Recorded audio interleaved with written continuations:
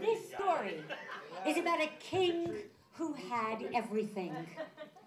He had a great life, a beautiful wife, healthy, brilliant children, lots of things, but something was missing in his life. Well, he couldn't exactly go around being dressed as the king because people treated him differently. So he took off his robe and his crown, and he put on the disguise of a beggar. He went from village to village, seeing how people lived their lives and what felt empty in his own. He came to the very edge of the village where he saw a broken down shack, a man sitting on a three-legged stool. Yet, he was holding a bowl of soup and a crust of bread, and yet he was singing a song of thanks.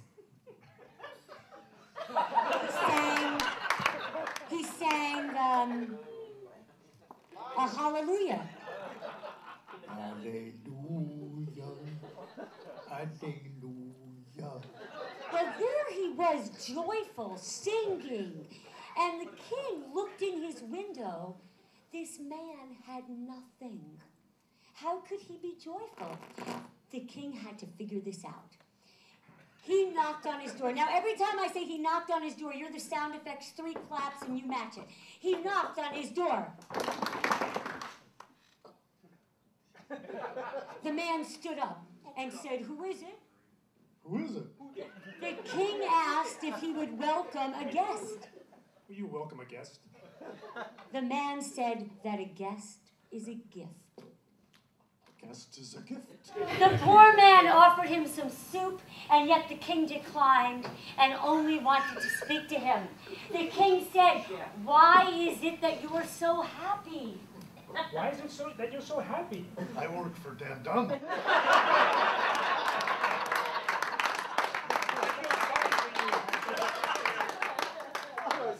And he said Dan gives him enough money for his evening meal. He did? So the king asked him what he does for Dan Dunn. What do you really do for Dan Dunn? Easy question. What does he do all day? Him? He tells me what to do. Well, the king said, "Would you still be happy if you could no longer work for Dan Dunn?" Would you be happy if you could leave and no longer work for Dan Dunn? Only if you go to Indiana. And the man threw his arms in the air and he said, "Day by day, I'll be provided for."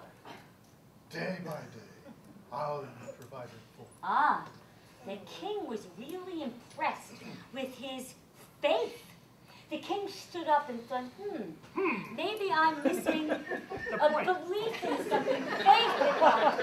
He rubbed his chin, scratched his head, tapped the floor, thought some more, and then he got it. He went to his head guard and told his head guard that all people that work for Dan Dunn need a permit from the king. Everybody that works for Dan Dunn needs a permit from the king. Okay. So the head guard stood up and made an announcement to the entire kingdom that they needed a permit to work for Dan Dunn. Everybody in the kingdom needs a permit to work for Dan Dunn. Let's go to the town of Hanover. The poor man heard the news. After all, it would take at least 2 weeks to get a permit. That wouldn't work. Well, every day there were people heading out to the forest to cut down wood for the winter. He figured he'd just join the team, and sure enough, he started cutting wood.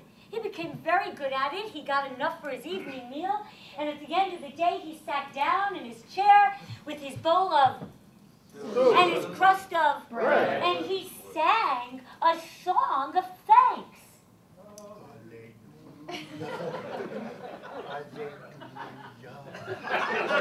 Yeah, he was joyfully whistling, singing, and the king peeked in his window, thinking the man's got to be down and out, but no!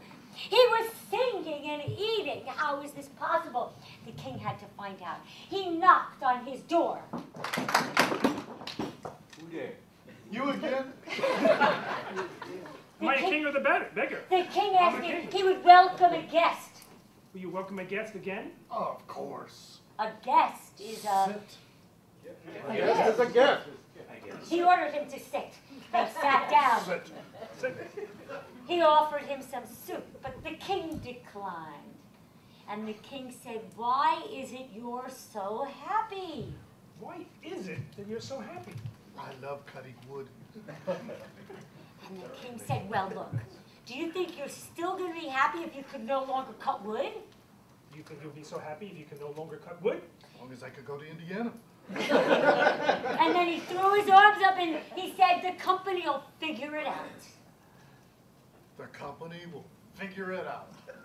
The king was really impressed. I mean, this guy was finding a solution to everything, always happy, grateful. Maybe that's what was missing in his life. He stood up and he rubbed his chin. He scratched his... He tapped them.